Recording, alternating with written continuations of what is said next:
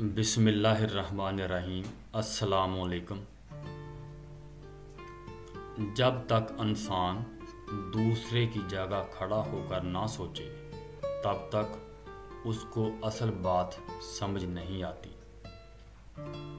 بہت سی کہانیاں ہیں جو کاغذ پر نہیں لکھی گئی لیکن وہ عورتوں کے باقاعدہ جسموں اور دماغوں پر لکھ دی گئی ہیں۔ خوشی نیکی کرنے اور دوسروں کی مدد کرنے سے پیدا ہوتی ہے۔ کاش انسان کو آس کا کینسر نہ ہوتا۔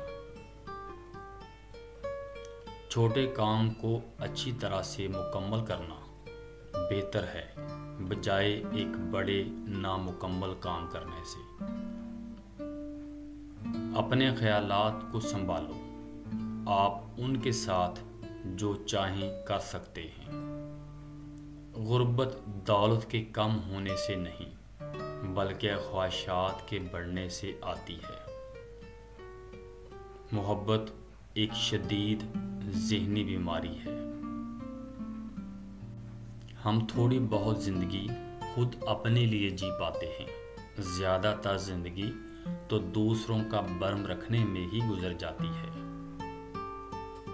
اس بیمار معاشرے کا المیہ یہ بھی ہے کہ یہاں سب کو اپنی دنیا اور دوسروں کی آخرت کی فکر ہوتی ہے۔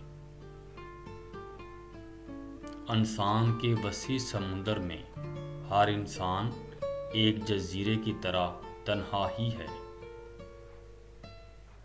اگر دماد جانور نکل آئے تو زمانے کے ڈر سے بیٹی کو سمجھوتا کرنے کا نہ کہو، اسے اس عذاب سے نکال لو۔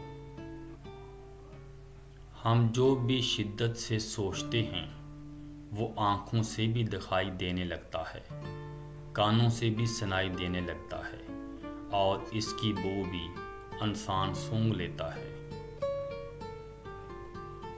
مرد نے عورت کے ساتھ ابھی سونا ہی سیکھا ہے، جاگنا نہیں۔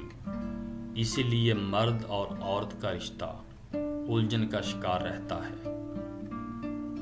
دوران گفتگو سب سے بڑی غلطی جو ہم کرتے ہیں وہ یہ ہوتی ہے کہ ہم بات سمجھنے کے لیے نہیں سنتے بلکہ جواب دینے کے لیے سنتے ہیں۔ بھروسہ ایک شخص توڑتا ہے اور اعتبار ہر شخص سے اٹھ جاتا ہے۔